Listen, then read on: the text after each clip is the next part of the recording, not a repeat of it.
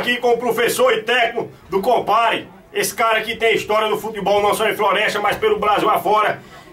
Tenho um respeito grande por ele, não só eu, como todos os florestanos. E agora não é falando da carreira dele, é falando sobre o time dele, o Compare.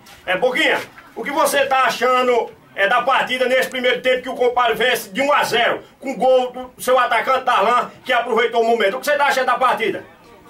Eu tive a partida muito importante, o time está marcando bem, o meio de campo está chegando. Não foi o primeiro gol que o time estava todo destrozado, mas agora aproveitemos que o time está bem pegando. Na chegada eu acho que não sair com uma grande vitória daqui, se Deus quiser. O que você falou para eles chegar nessa segunda partida com essa garra toda, Boquinha? Para não dar espaço o time dele jogar, chegar muito pegando mesmo, com muita garra, não dá espaço o time dele jogar, tem que jogar em cima dele sem dar espaço para o time dele jogar, para nós sair com uma grande vitória daqui.